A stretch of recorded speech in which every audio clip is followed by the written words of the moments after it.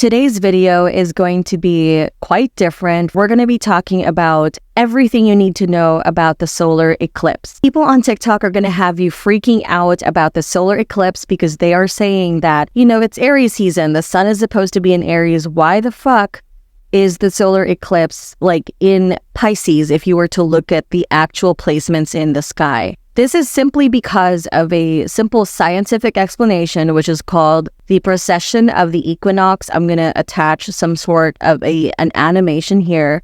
But the basic explanation is that the Earth wobbles from side to side.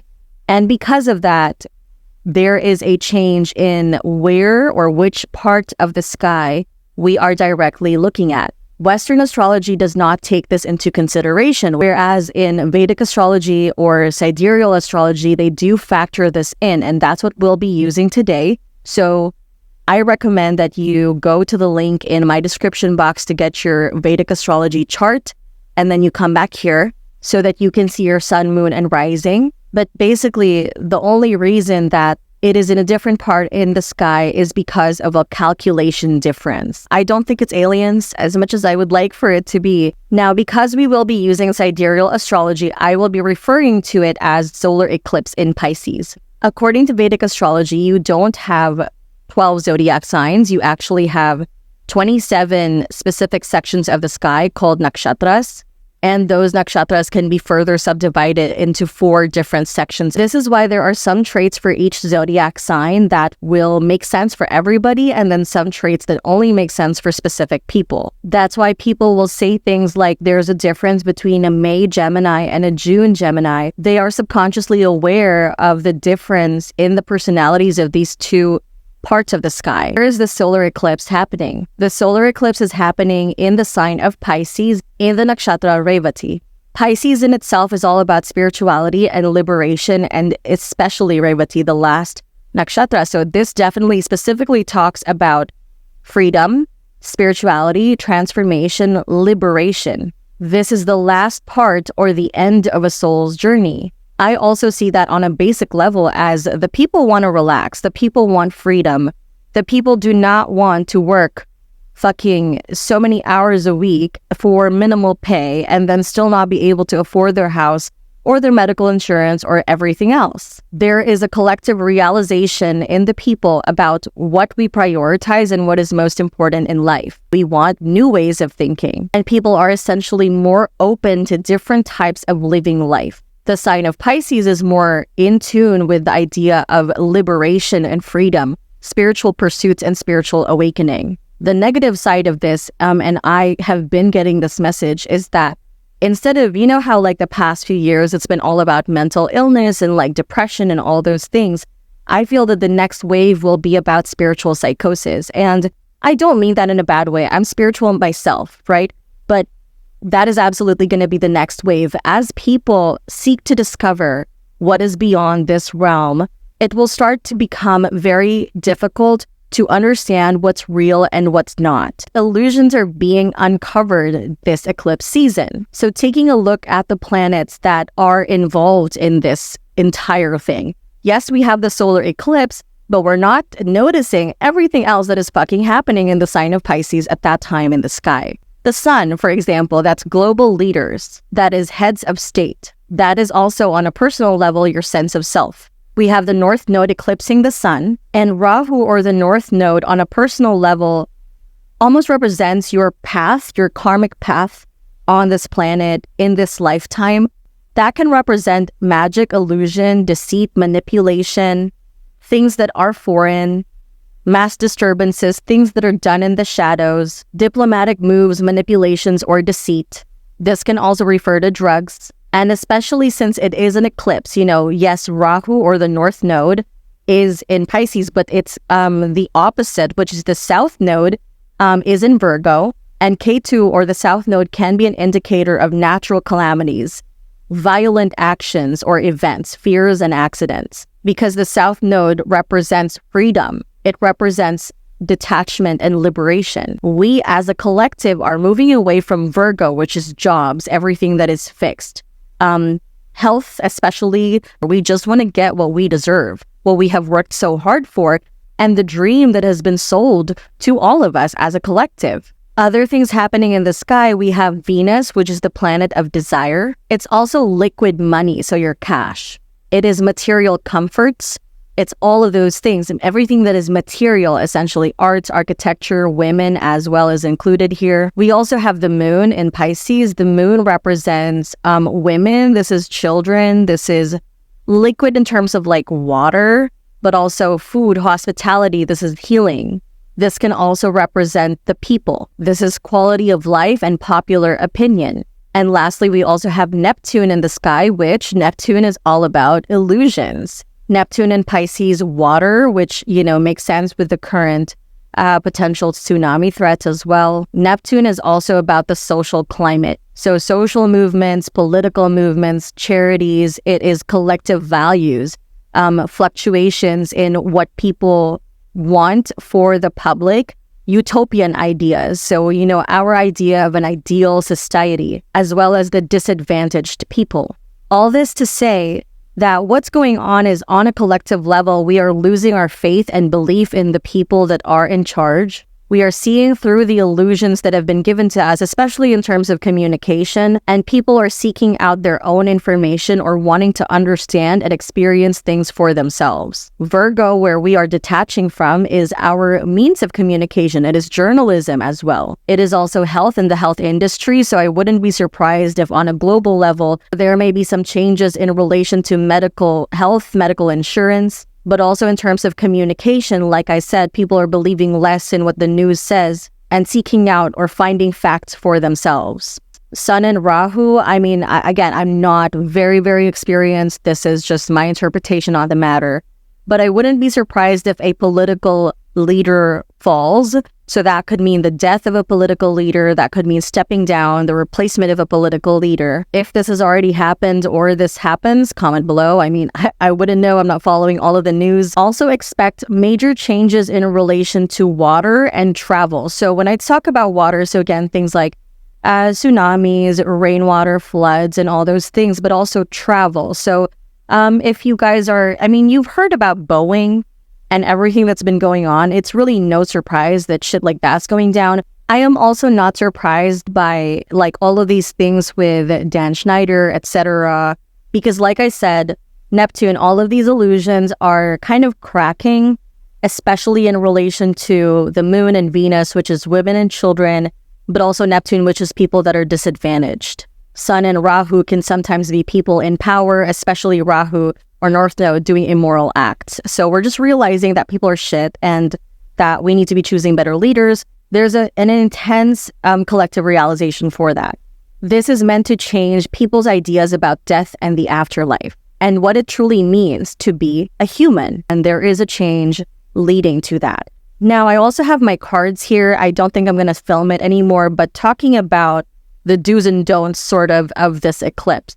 If you don't have to be outside, don't go outside. Not because of any weird reason, but just because it's a little chaotic in terms of energy. Like if you just don't need to be, and I don't mean it like don't go outside, period, okay? Because we have jobs, we have lives, we're gonna wanna go outside, right? What I actually mean is things like going to a crowded place, especially if you live in a state where the eclipse is happening and you know there's gonna be crowds, or if for whatever other reason you know it's about to be a crowded place, like just don't do it. Don't risk it, okay? Especially in the US, don't you guys have some like weird things going on with your bridges, fucking breaking, collapsing, being bumped into or whatever.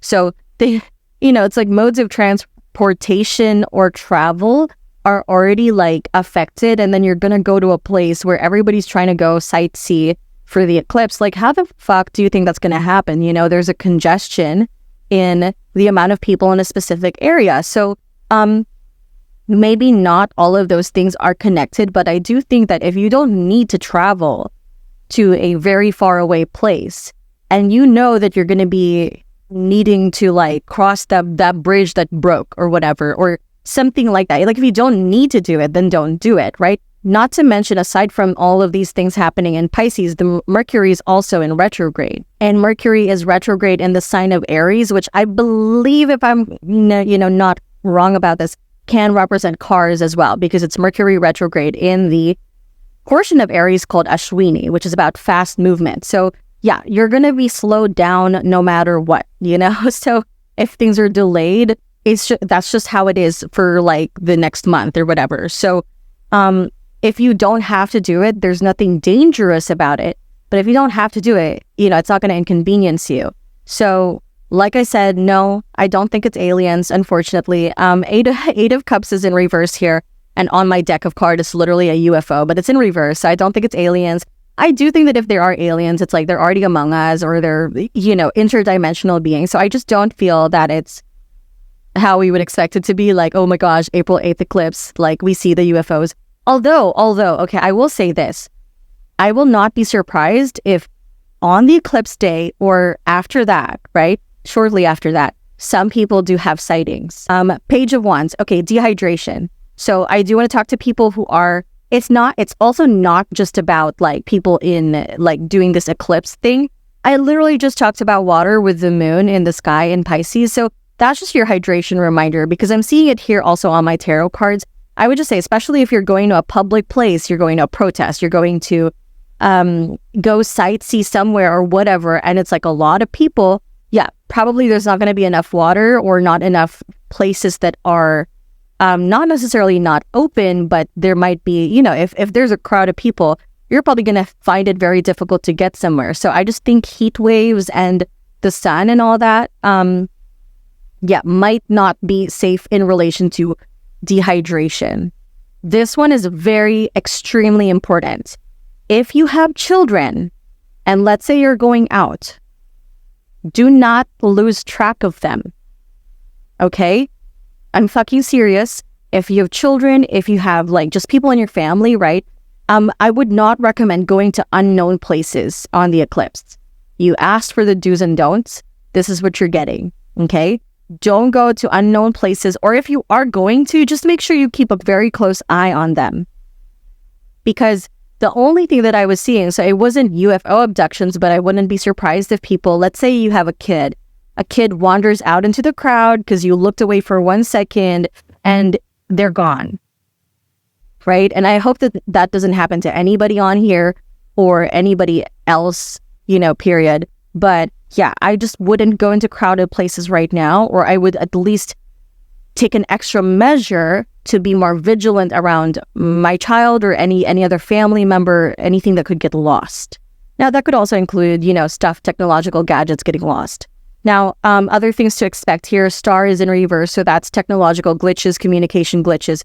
We just talked about Neptune, right? And that being a sign of illusions, especially in terms of communication and all that.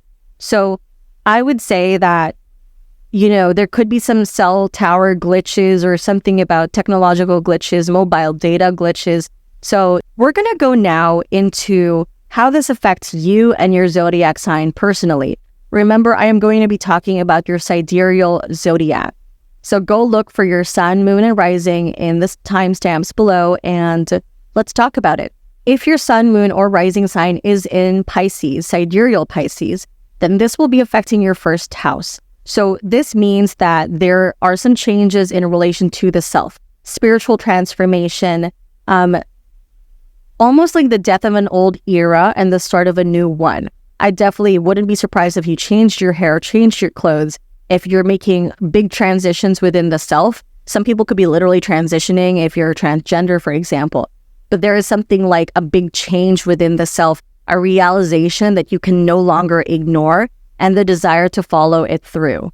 There could also be some great importance of your body, your health, your personality, your general happiness, like you're really focusing on your sense of self and how you can improve that. This could also mean that you're going to be feeling a lot more beautiful, a lot more attractive over the next year, since this eclipse, I believe, stays in the same sign for like a year. Aquarius, sun, moon, or rising, we're talking about your second house here, which means that the eclipse is affecting your finances, especially the second house refers to your immediate money, your movable or liquid assets, so your cash, the things that you spend day to day, your budget.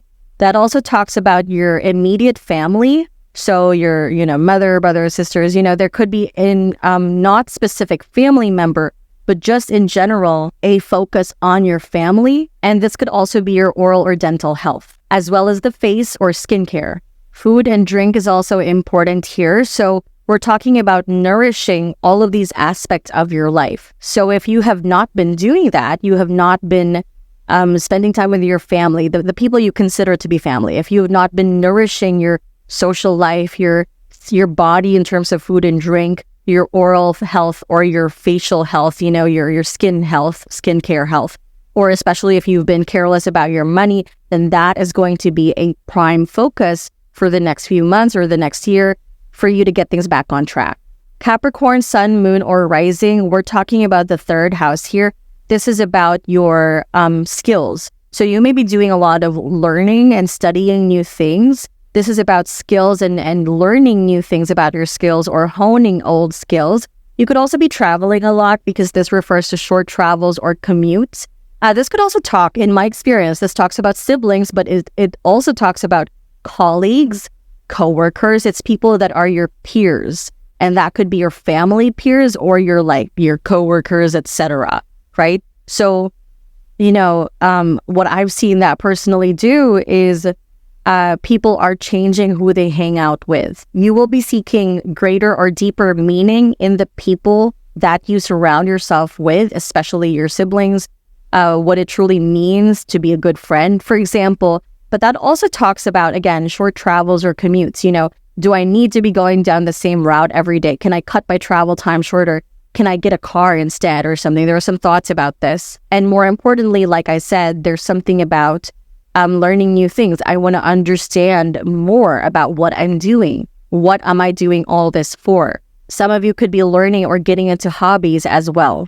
You'll also be more particular or observant when it comes to communication and either the things you say to other people or what other people say to you. This also is a reminder to be careful about how you say things to other people because they could be misinterpreted. Sagittarius, we're talking about, so sun, moon, and rising, we're talking about the fourth house, which is your mother. So your mother could be a big focus at this time, so especially for the next year. So, if you're on good terms with your mother or you want to be on good terms with your mother, now is a great time to get into that. If you are not, then this could just be that something reminds you of that. Now, also mother figures will be important here, so not necessarily blood mother. Now, this also talks about your house, your real estate, your rental place, vehicles or your cars. We're talking a lot about freedom in relation to that. So there are some big changes. We want to feel more flexible in those areas. Meaning what? Meaning sometimes this could mean communication with your mother to patch things out. This could also mean with the house, right? Sorting things out with the house so that you feel more relaxed. Home improvements, moving to a better place. If it's vehicles, this could be car repairs. This could be something as simple as changing the car seats to fit your style more. There are some improvements to make you feel more at ease.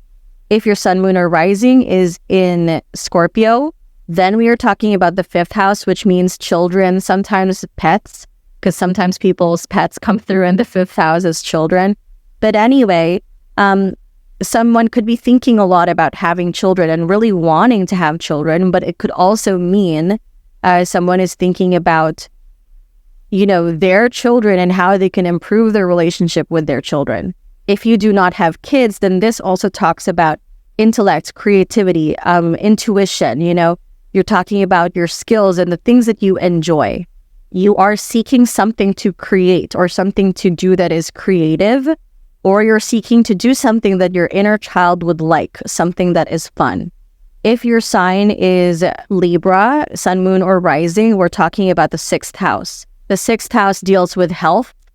This is with enemies, legal stuff, debt, litigation, labor, or your job. So not your coworkers, but your job environment.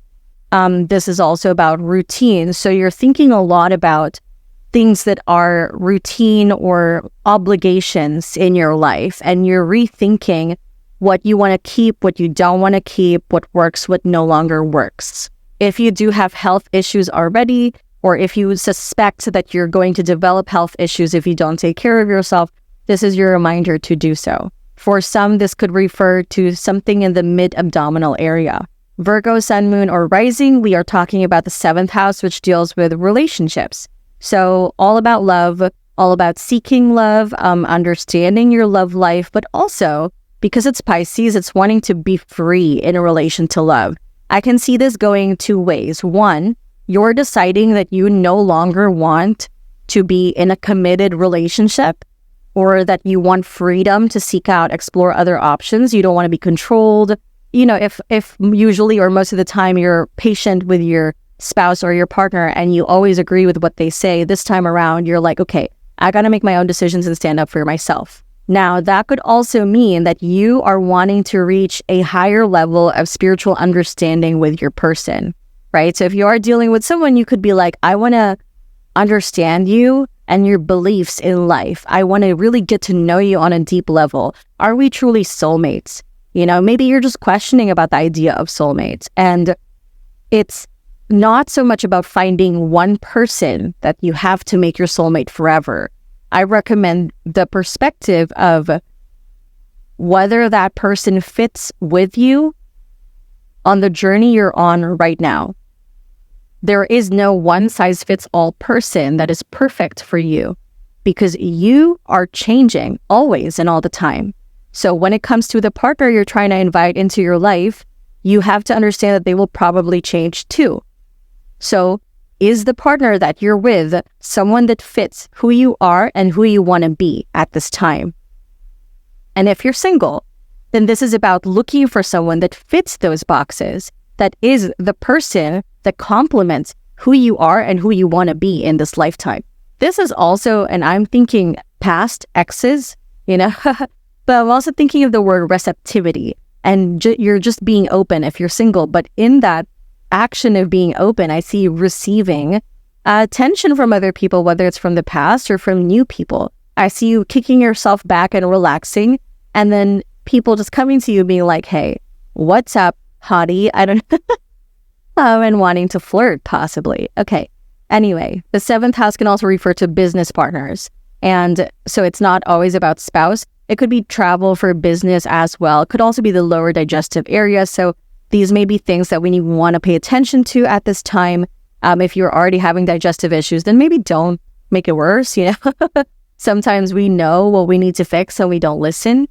But this is also about partnerships of any kind. So the way that I see the 7th house is roommates can also be, you know, or even best friends. Business partners especially are a form of a marriage, right? So we're focusing on those types of relationships right now. Leo, sun, moon, or rising, we're talking about the 8th house. Okay, so this could mean spiritual experiences, okay? But this could also mean if you have been dealing with some illnesses, you definitely, and especially chronic illnesses, don't ignore it. Do something about it now.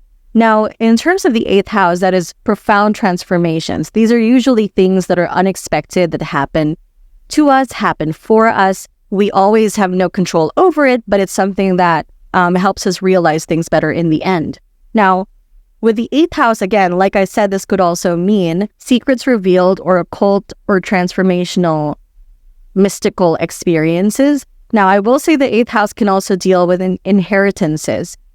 Or things in relation to estate or the passing of another person. Likely this is someone who has already passed away. Or for example, my dad, years before he passed away, he was already talking to us about a will or last will and testament. You know, he wanted to prepare things. So it may not actually be that someone is passing away, but it could be that there are conversations about, hey, what are we planning for the future? Now, that being said, this could also be unexpected money coming in. And especially in the form of a large sum of money. So not just like a little thing, but let's say like, oh, your house, you know, you're trying to sell it, and then so unexpectedly it gets sold, you have a huge chunk of money.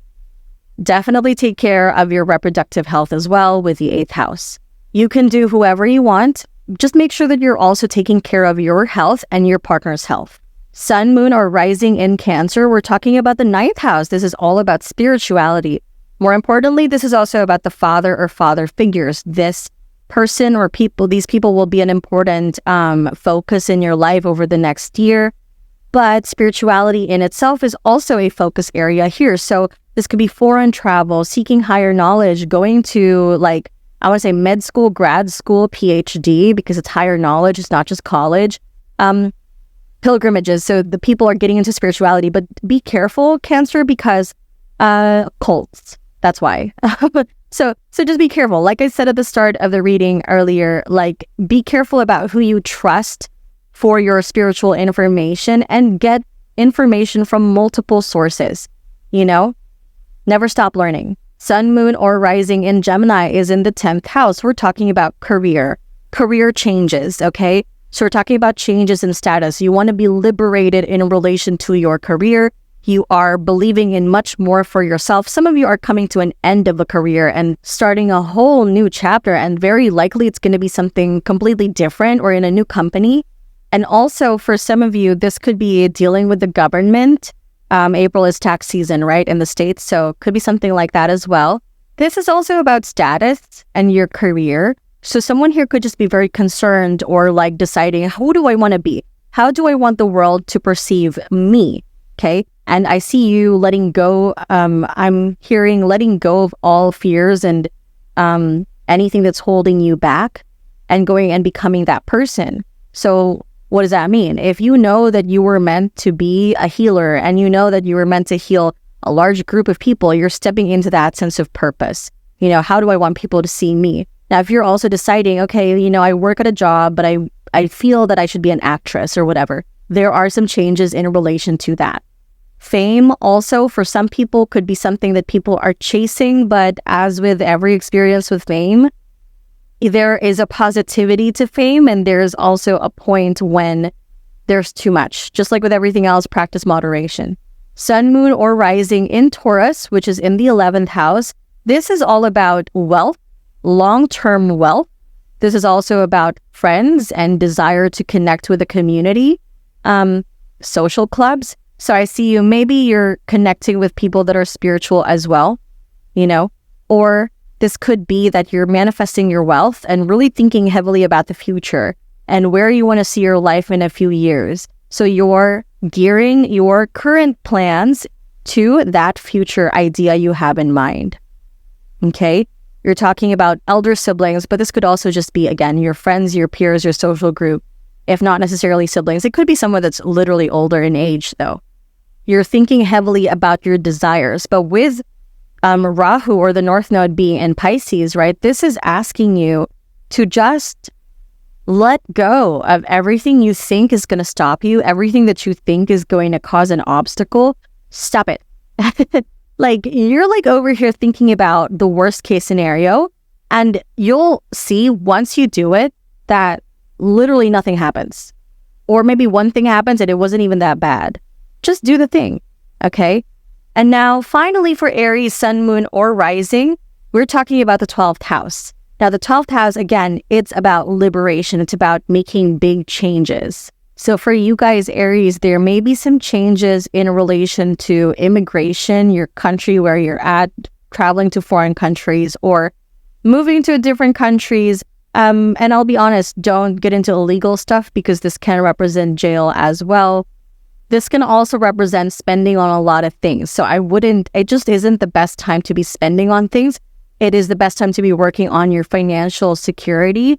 But that being said, this comes with a lot of spiritual learning and awakening. This is you essentially dealing with all of the difficult moments and experiences from your past in order to be able to let it go. This is all about liberation. So, you know, although I've said all those things that make you feel a little bit trapped, there is freedom still at the end of it. This is leading towards you becoming free from all of these things. However, the best way to be free from all these things is to have your mindset transcend the physical world. And I know that sucks, don't get me wrong, but it is the truth. It is like, okay, if you want to buy a new car, you really can't because you don't have enough money to do it. If you sit around and you're saying, I can't buy a new car, I give up, nothing's going to get done. I get it, but nothing's going to get done. The only way that something gets done is if you say, fuck it, I believe that something will work out for me, right? Maybe you don't genuinely believe it, but sometimes you have to psych yourself into believing it so that you get something moving. I also want to tell you that sometimes use your Aries energy. Aries is about action and willpower, right? Sometimes you don't have to believe in the things that you're doing in order to do it. And I was told this, humbled by someone way wiser than me about this, which is that you don't have to be motivated to do certain things sometimes. I'm over here being like, oh my God, it's so overwhelming to do my to-do list. And this person just said, well, just do it. We're spending sometimes too much time thinking about how overwhelming something is, that if you just did the first thing, the first step, or even the easiest thing off of that list, you might get things done. I'm not saying it's easy. I'm saying sometimes you just got to get things done to get through things. And that's what I recommend for you guys, Aries, as we go through this period. Some things will be having its ups and downs. We're letting go of old things and going into the new. But if you spend so much time getting stuck on the things that hurt you, the people that hurt you, what you lost, what you spent on, the money you spent that you'll never get back and whatever. If you spend so much time on that, you don't actually spend time moving forward. Okay? So although I understand it and we all need time to sort our feelings out, try not to get too stuck on that. Okay. Thank you everybody for listening to this eclipse reading. I have no idea what this is going to happen with this. Hopefully you're good with this. But I hope it was interesting. It was really fun to do. Let me know if you like these types of readings, and I will talk to you next time. Comment below what else you want me to do a reading on. I appreciate you. And if you want to book a reading with me, book me at mediumisabella.com. See you next time. Bye.